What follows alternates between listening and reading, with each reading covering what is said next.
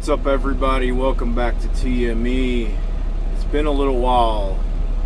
I figured I owed you guys an update here. I tried to make a video last week, and I realized that there's some things that I want you guys to know about, but I'm probably going to be speaking a little bit too soon if I decide that I want to disclose that information at this point. So I decided to hold off on that video, but I think it's a pretty good video, pretty good breakdown of my backstory and some things that I have overcome recently.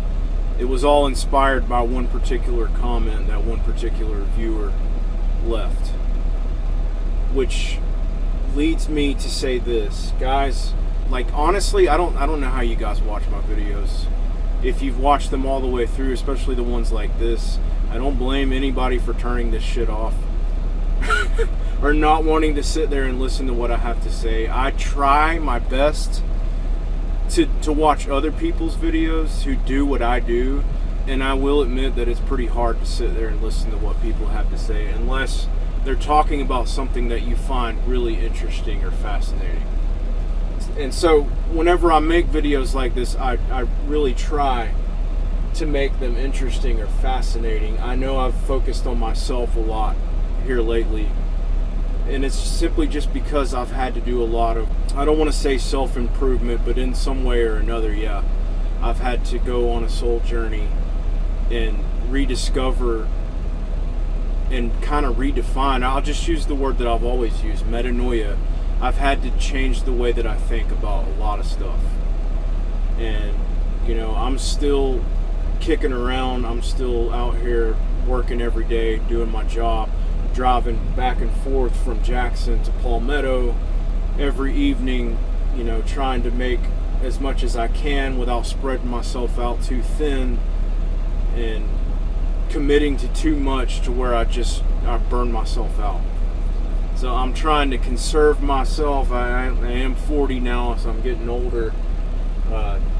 I'm not working like I was last year, so I'm actually, I'm at this state now where I'm like, okay, I really got to start looking at my health, and I got to start taking better care of myself. I got to try to get more exercise. I got to look at my diet and everything, because I'm not working like I was last year. I've actually put on a lot of weight. And this right here is not what you think it is, okay? It's not. I know what it looks like, and I'm sorry, but I can't help myself. I will admit that this and this have actually been the two biggest culprits in my ability to say that it's been about a month now since I've vaped. I haven't vaped in that long, and it was hard. That was one of the hardest things that I've had to kick, you guys, as far as addiction or anything like that. It was extremely hard for me to give up vaping. I've already broken all that down for you, though, but I'll just say that I haven't caved. I haven't given up. I'm not going to. But one thing I noticed, that as soon as I did stop vaping, I put on like 10 pounds overnight, and it was like, whoa, this sucks. I thought you're supposed to be healthy when you stop using so much nicotine. And granted, I still got the patch, so I am still using it, but I'm not using it like I was when I was vaping. That's for damn sure. I'm still looking for another job. I am. I'm still here, though, where I'm at. I'm still dealing with the same crap that I made a video about a few months ago. I can't remember the name of the video. It was like a post-SAP job searching or something like that. By the way, I never told you, this is actually a cinnamon stick.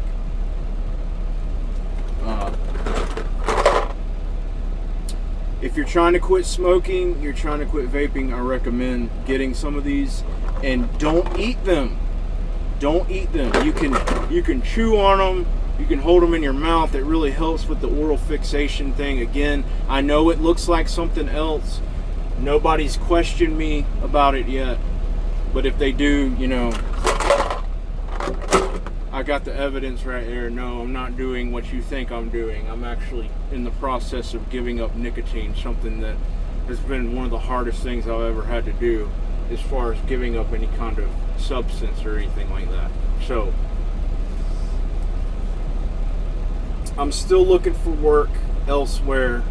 I'm kind of in the process right now of trying a couple of different things. Talking to one guy. He's kind of similar to the company that I worked for last year when I did the flatbed, but it's not flatbed. It's garbage hauling. So you pick up at various locations, and I'd be taking it to the dump. A lot of getting on and off of scales, a lot of stuff like that. It's all local.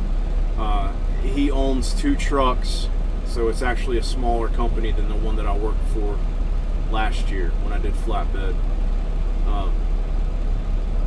I got in contact with this man. I gave him my story, my spill, was honest with him about everything. He said that he was talking to another driver, but that other driver has a citation on his record, and so he was going to look into me as well because I don't have any citations and I don't have any accidents or anything like that. So he's like, as long as it doesn't drive my insurance premium up to cover you, I don't think it'll be a problem. I gotta pay attention to that crane back there. Sometimes they'll sneak up on you and they'll just be hovering over your chassis like that. So you just gotta pay attention to where that is. And check this out, guys.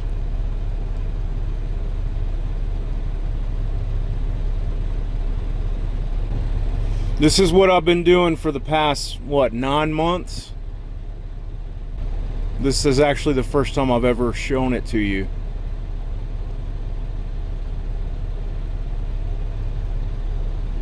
Well, damn. Change your mind? Sorry. I don't know why he did that. There's actually nobody up there in the little box that the operator would sit in. They're doing all that with like computers. I don't know if they use AI to do it or not, but they're doing it remotely somehow. I don't know how all that works. Anyway, going back to the whole job deal, I gave them my work history.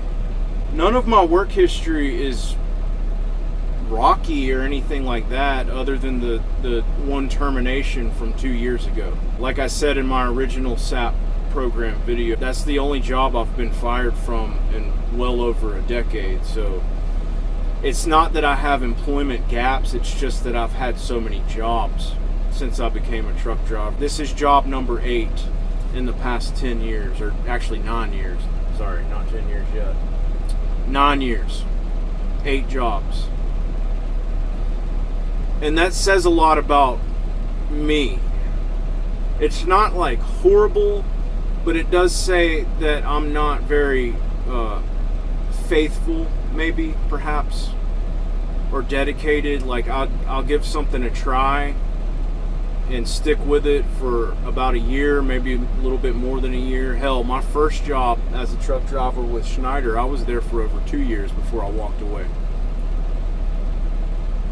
And so I have a history of repeating history. And I really need to stop doing that. I'm 40 years old. I'm old enough now where I need to really just find something and stick with it, for crying out loud. Like, I've got another good 25 years to work, hopefully no more than that, and I need to be ready to retire by then, you would think. I mean, that's the plan. I know it doesn't always go that way for most people, even, especially truck drivers, but I don't want to be out here any longer than I need to be.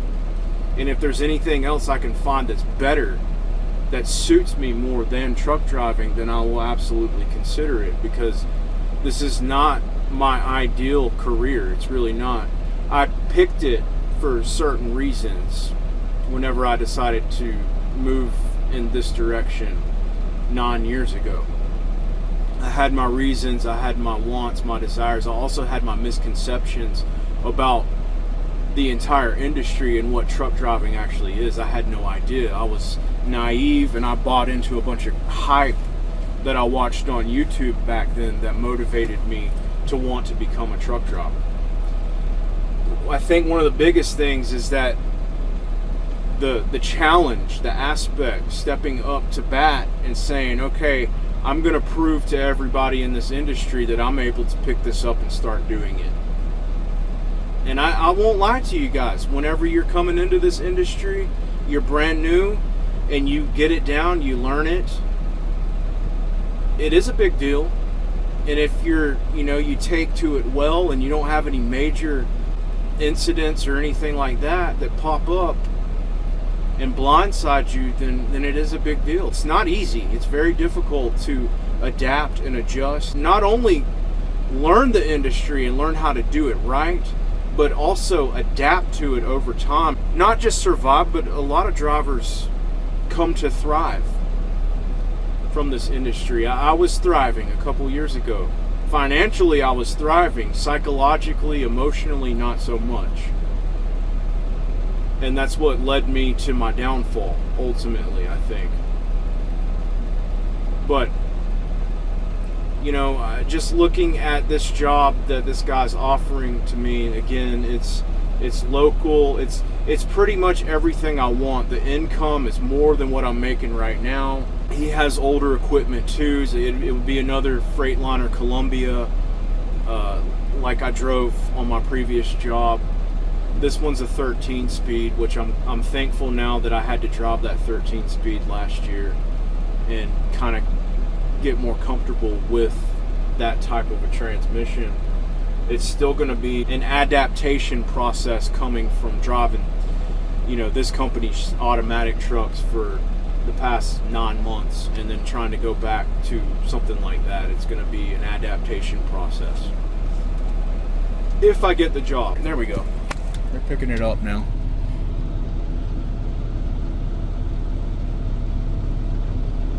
Just in case you guys have never seen a container rail yard before.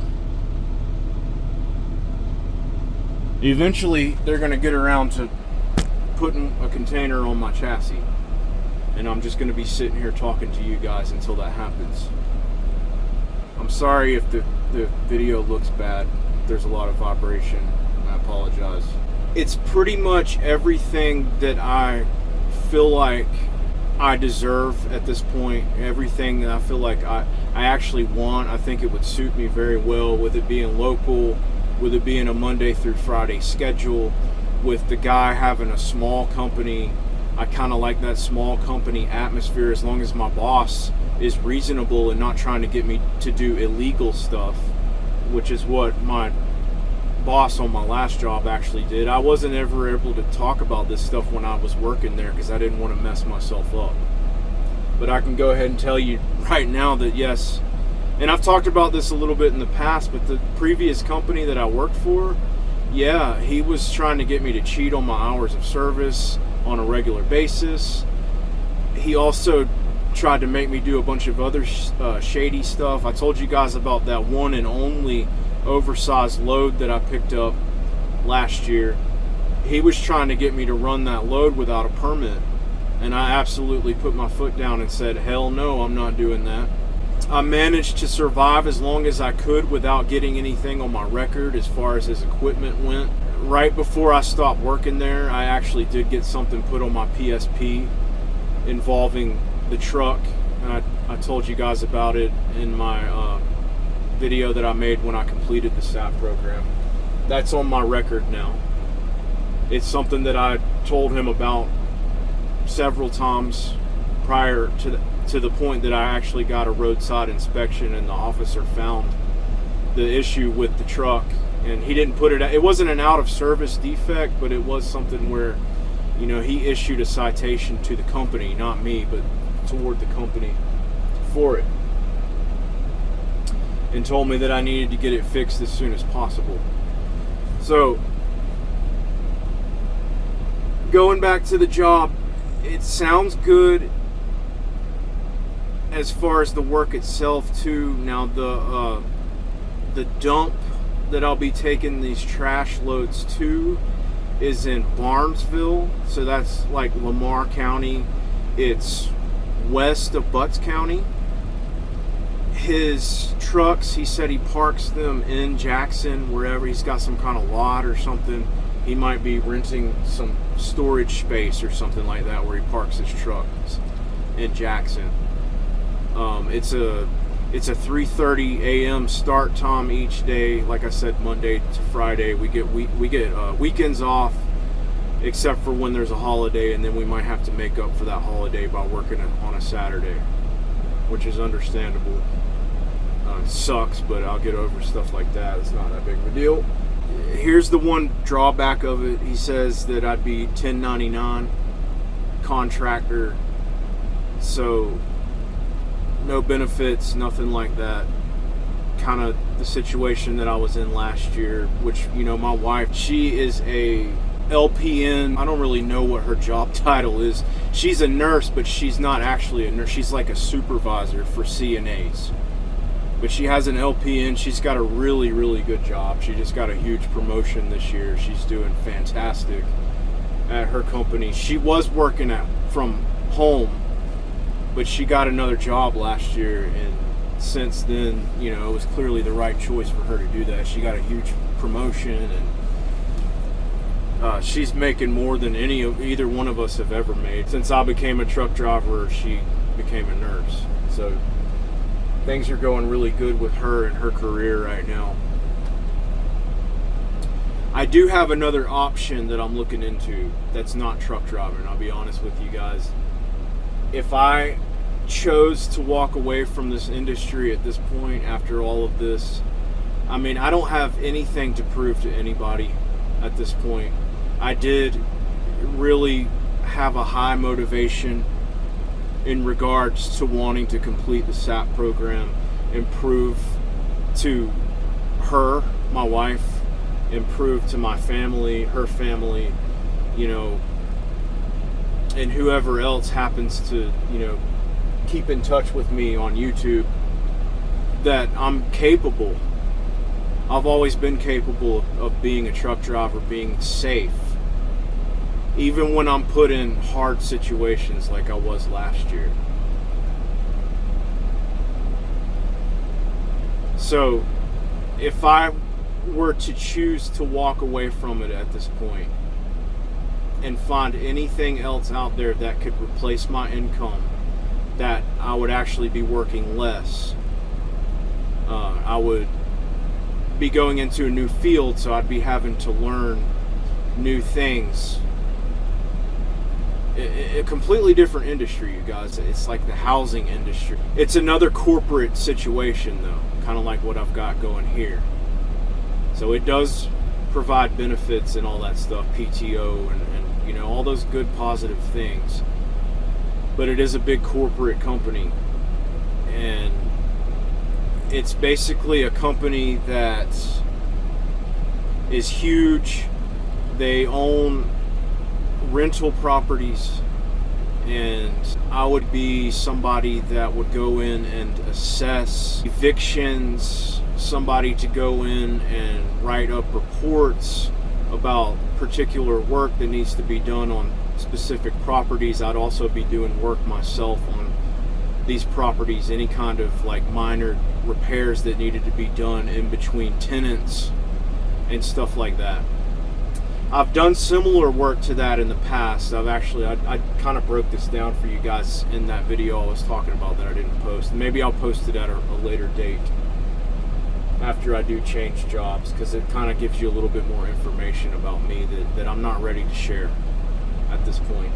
But the pay's very good. It's substantially more than what I'm making here to do this job. And I will be the first to admit to you guys that this job, this is a decent job. There's nothing wrong with this job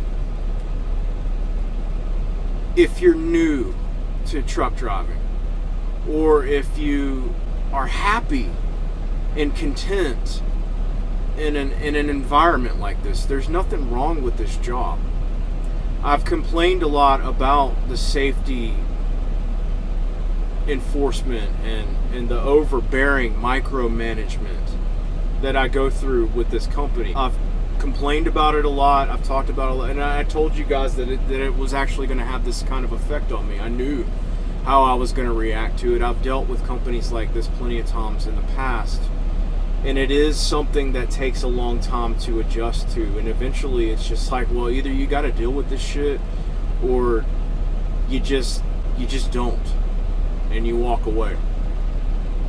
Well, I'm not going to walk away from it, so I've had to deal with it. I've had to go to extreme stretches to handle it in my own psychological kind of way, you know, being on camera constantly and the kind of psychological effect that it can have on somebody and the kind of pressure that you feel like you're under. And at first it was a lot of pressure, and it was very uncomfortable adjusting to this environment, once again, coming from a truck that doesn't have any safety stuff in it at all into a truck like this that's full of it, and realizing how unnecessary the links that insurance companies and manufacturers go to subject truck drivers to unnecessary things. Well, that's just my opinion, but you know, my opinion is not going to change. What is, and that's just the way it is. In this kind of environment, that's the way it is. It's not going to change. I can't make a YouTube video breaking it down well enough to change anybody's mind. It's the same thing with the SAP program. It's the same thing with this post-SAP position that I'm in right now. Like, I can complain about it till I'm blue in the face. I can talk to you guys about it for hours. I can break it all down to a microorganism level, and it's still not going to change anybody's mind that's in control. I can explain to you guys how I see through the whole thing, and how it's all a cash grab in certain ways, and how, yes, they're taking advantage of situations. Those situations are not right. You know, I was in the wrong for getting into this position that I found myself in from the get-go. It was because I made a mistake, and I've said that this entire time. I wouldn't be in this position had I not made that mistake. There's several different ways that I can look at this position that I'm in, especially after almost 2 years. I've had so much time to sit and think with it. I'm stuck with it. I'm stuck in this reality, and it's my own doing that put me in this reality to begin with. Is it because of rigid standards that could be less rigid and more understanding? Yes, it is. But that's not going to change the fact that that's just the way it is. You know, and so I have to have closure. I have to make peace with that. So either I'm willing to deal with this kind of reality that I've made for myself and found myself in for the next indefinite amount of time, or I'm just going to say, okay, I don't have anything else to prove to anybody else. I got through the SAP program. I'm not an addict. I'm not addicted to substances. I don't have issues with substances. I'm trying to clear as much of that stuff out of my life as I possibly can, because I actually found a better way that works for me. And I'm finding the peace, the joy, the love, the satisfaction, the tranquility that I sought for whenever I decided to take legal THC. I wanted to feel euphoria. I wanted to feel clarity in that kind of way of just peace of mind, where I'm overlooking harsh realities. Well, guys, I've had the answer for that. Every human being has the answer for that within themselves, and they don't realize it. I've been carrying the answer the whole time, and I'm just here to tell you guys that I finally found that. Finally found, what motivated me to make the choices to make that mistake. I was looking for something. Did I find it by taking legal THC? No. But did I find it after suffering from consequences and having to face the hellish reality of my own consequences over a long span of time? Yes. And I've said it in a previous video. If you're one of those people that gets stuck in states of performance and trying to prove to the world how perfect you are and try to, just defend yourself in every way because you might have some kind of manifested insecurity that you're unconscious of, but you're just trying to prove to everybody how perfect you can be. I've been there. I can relate to that. Eventually you're going to reach a point where you have to admit to yourself that, okay, this is too hard. Like, I can't do anything about this. And it might be so intense, and I will say that this is why a lot of people end up taking their lives, because they reach this reality where things are just so unbearable that they can't live with themselves anymore. I mean, they just come to pieces, they come apart, or they reach the end of themselves. And I've literally had to deal with stuff like that in the past 2 years. But it wasn't until I really experienced and faced the reality of feeling like I am fully accepted for who I am, even with my mistakes, by God, and interfacing with intimacy with my Creator in that kind of way, that finally healed me, that finally caused my roots to dig down into the soil of true reality. So when I say reality, it's actually interchangeable. There's an objective reality, and that is the truth of everything, that we are fully accepted, versus our own subjective reality, our own delusion that we might live inside of every day until we do have to face the hard truth that we might be wrong. I've said to you guys before that, I've come to a point where I don't care if I'm right or wrong. I don't have to be right. I just want to know the truth. Even if that means I have to admit that I'm wrong. I just want to know the truth, because that's the only thing that's going to bring me peace of mind, joy, and just cause me to be comfortable in my own skin with my own imperfections. But really experiencing the reality that I'm fully accepted, I'm fully loved, even with my mistakes.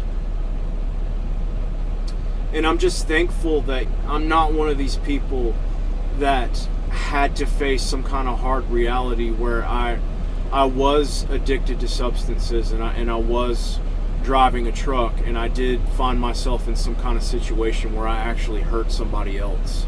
I'm thankful that that never happened to me, because I can't imagine what it would be like to have to face some kind of reality like that, because it has happened.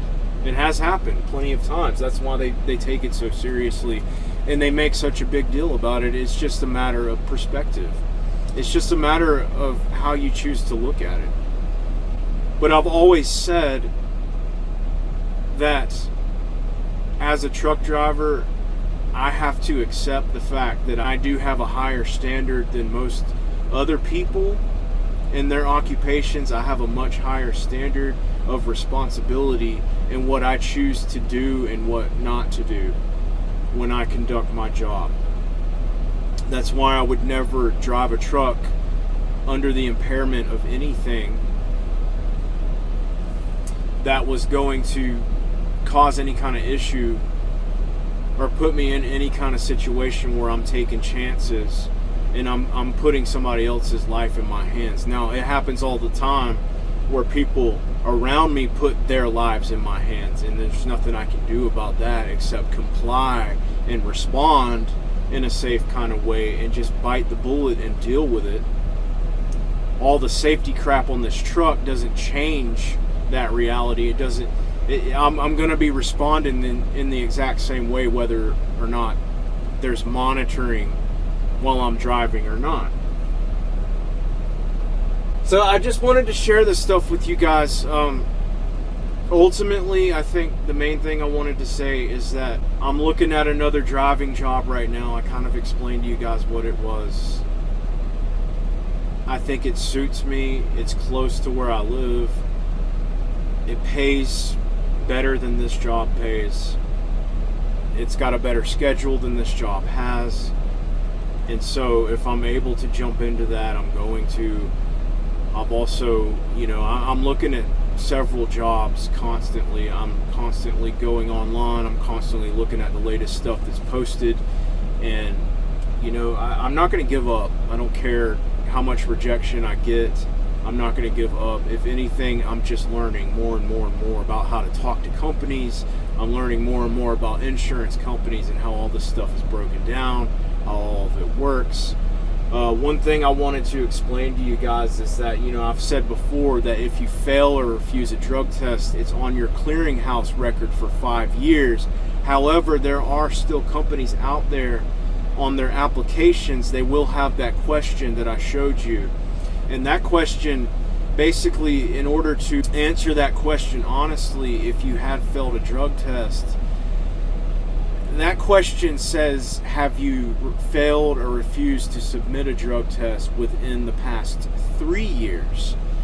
Now, granted, all these companies have to go and check your clearinghouse record, which is going to show that you failed or refused the test for up to 5 years, but their insurance is forcing them to ask you questions covering the past 3 years. If you guys can see where I'm coming from, I'm basically saying it might not be for some companies that you have to wait 5 years to apply and get a job. In some cases, it might be 3 years. If that's the case, I'm going to have to wait another year to get a good job, like a decent job. If that's the case, I would still just count my blessings and count my losses at the same time and say, okay, I've learned a lot, I've grown a lot, especially, this time next year, and I'm coming up at that 3-year mark. I think I'm going to be in that place, if I'm still driving a truck then, where I feel pretty confident in saying that my options are going to open up vastly from where they're at right now. There's a lot of mega carriers just like this one out there that would give me a job right now. I'm not interested in it. Why would I trade one crappy job for another crappy job? I might as well just stay where I'm at.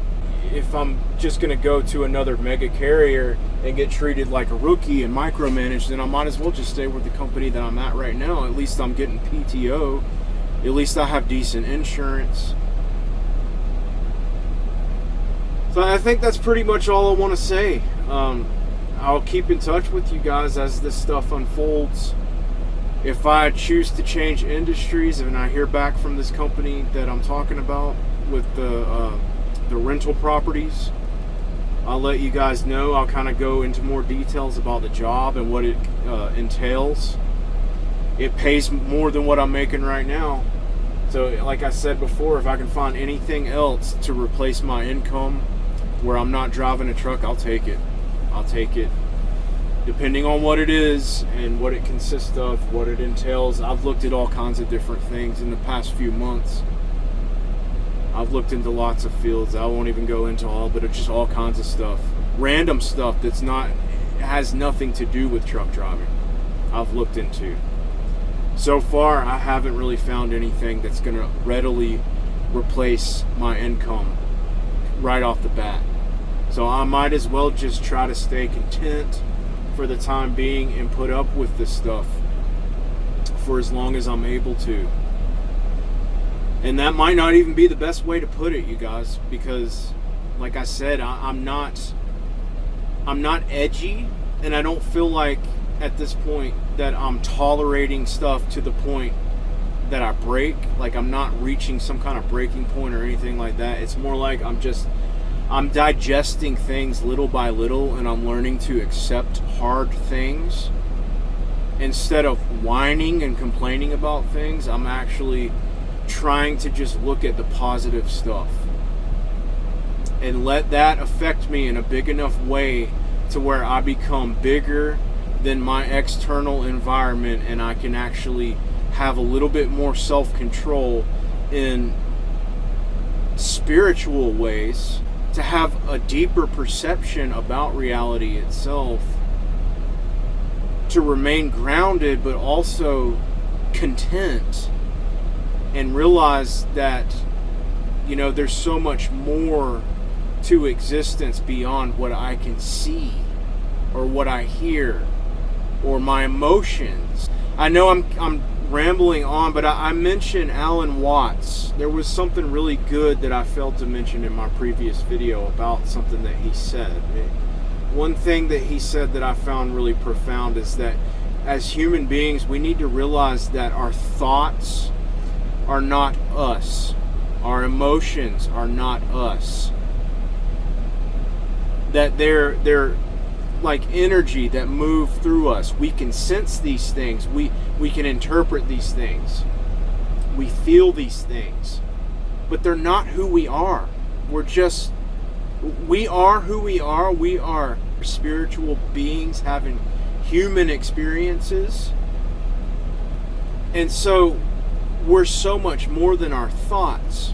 We're so much more than our emotions. We're so much more than other people's emotions. We're not responsible for other people's thoughts. We're not responsible for other people's emotions.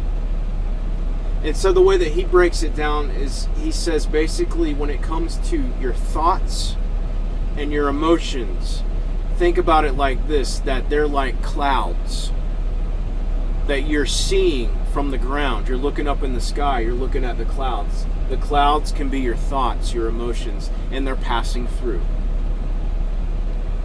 They don't identify you. You are not your thoughts. You are not your emotions. They're passing through. You can acknowledge them and know that they will pass. It's when we get too invested in our thoughts and our emotions that we start to forget who we really are. We start to lose ourselves. And I've had the biggest struggle with that for the longest time, but I'm finally starting to just give in to gravity and just let it go. Just let it go. Have peace of mind, and know that I'm not the one that's holding myself together. I find great peace in knowing that. I mean, if anything I can say about the past 2 years, that God has proven that to me over and over and over again. I'm not the one that's running the show, and I'm not the one that's holding myself together, no matter what happens, you know. And when I fall, I don't have to fall backwards. I can fall forward because of grace and because of unconditional love. I can fall forward. And when I fall forward, I've discovered that I can get up in a much shorter amount of time, brush myself off, and continue onward in this journey called life. And I'll leave you guys with that. I thank you for watching, and I'll see you real soon to give you an update on this job situation. I appreciate all of you guys that watch my videos. You guys are awesome. Thanks for sticking with me, for putting up with me for so long. I'm really hoping that something real positive will come in a short amount of time, that I'll have some good news to share with you guys. And I'll see you guys later, and take care.